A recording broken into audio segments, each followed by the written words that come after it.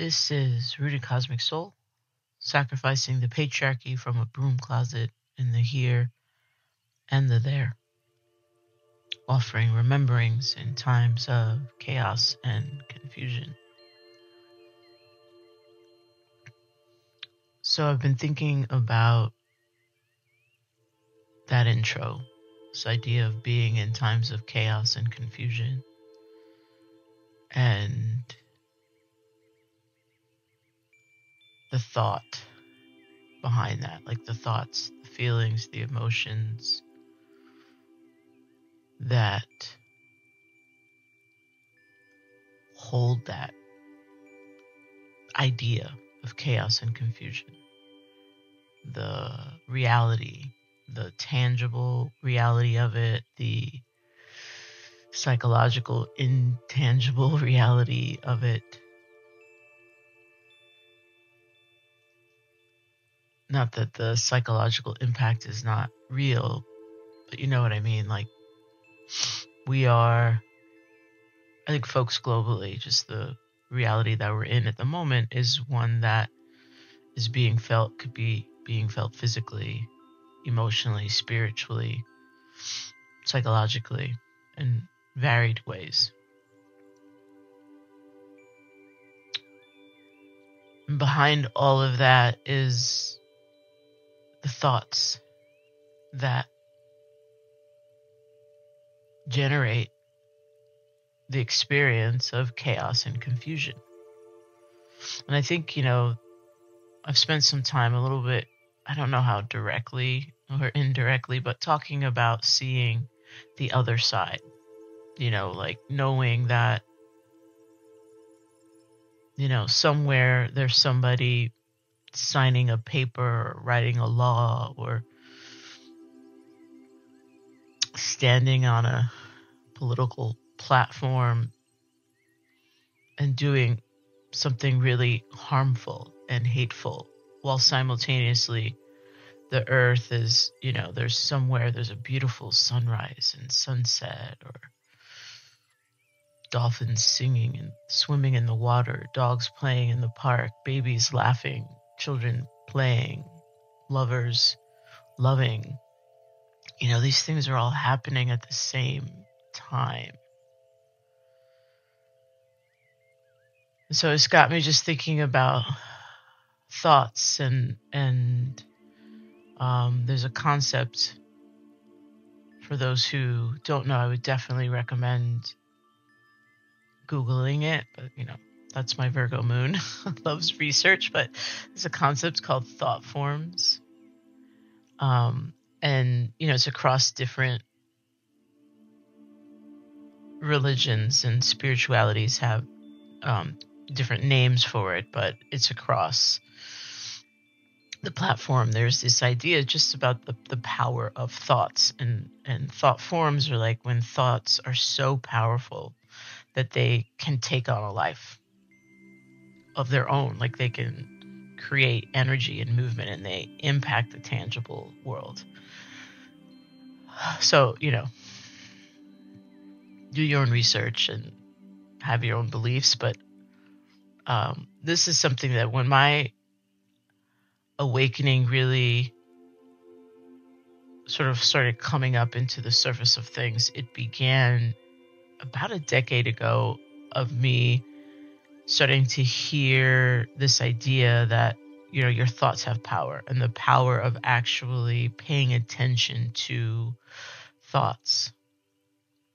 And that was really difficult for me, for many different reasons, but it took years of intentional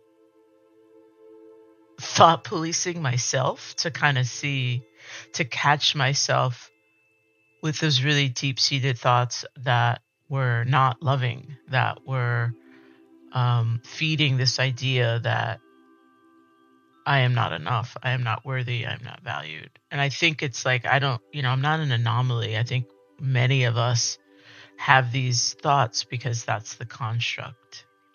To oppress, suppress, and control, one has to have a low sense of self.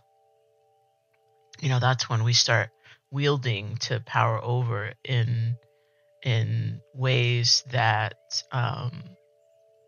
give us the world that we are in today. And I'm not saying that with blame or shame for any of us. It's just, from my perspective, it's just what is.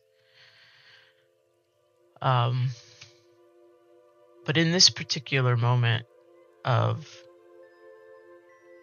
a world that feels, from my perspective, upside down, right? Like really deep in the toxicity of rampant, out of balance, toxic masculinity and misogyny, patriarchy, white supremacy, hate, harm.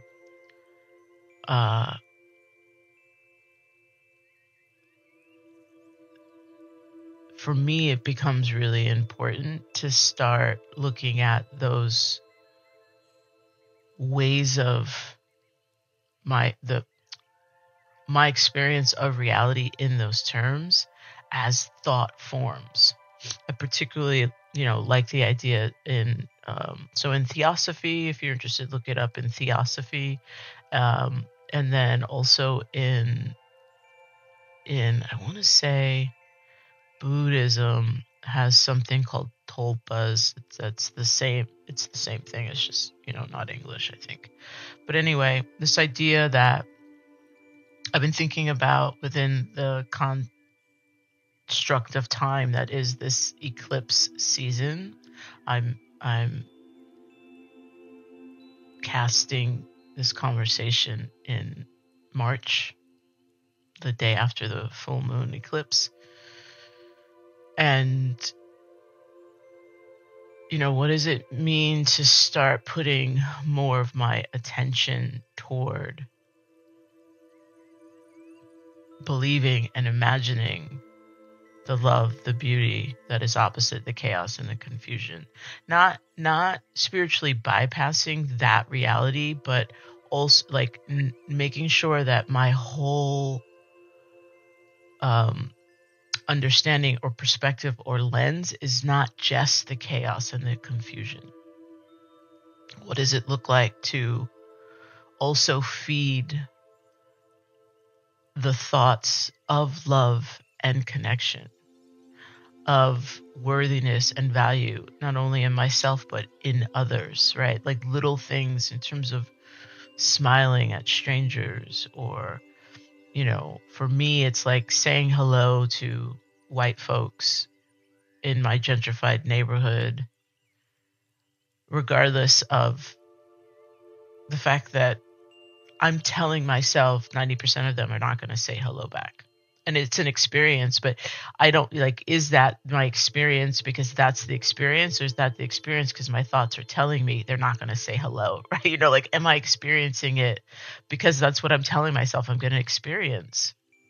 Like when we start waking, when I start waking to the magic of how powerful this being, my being, is, I think it's a valid question. And that's also I want to be really clear. I'm not coming at this from a super privileged spot.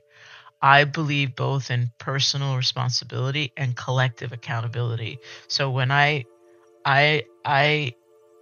still grappling with this idea of I don't think I'm perceiving whiteness in a way that it is not. I do think I am perceiving whiteness as detached and not neighborly. And I think that people do behave that way. I also think that there are people who do not. And I wonder if I hold both, that there's the folks who are not going to say hello and there are the folks who are. Will I experience more folks coming into my reality who are going to say hello back? And how do I hold that, without spiritually bypassing, without not holding the collective responsible for the harm and the disregard that comes out of being indoctrinated in white supremacy, in anti-blackness, in patriarchy, in misogyny, right? That influences our beliefs and our behaviors as individuals and creates a collective reality that is harmful. How do I hold that while also imagining beyond that? Holding this idea, this thoughts, building the energy that love exists, that friendliness exists, that connection exists, that belonging exists. Because I feel like we have enough thought forms that are being generated from the hate, the harm, the chaos, the confusion. And if there's a way that I can create some energy and some thought forms that are about love, connection, belonging, not only for myself, but for others, particularly other healers, generational transmuters that are experiencing this moment on earth, with earth, in such a profound, empathic, intense way. I want to be a part of what helps us remember ourselves, each other, Earth, the cosmos, and it not be at the expense of the actual suffering that folks are experiencing.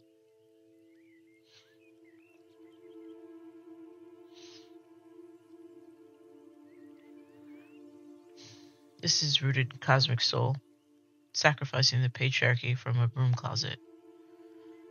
The energy here stays here. The energy there stays there. I'll send to you later. Return when moved to do so. Same Bruja time, same Bruja channel.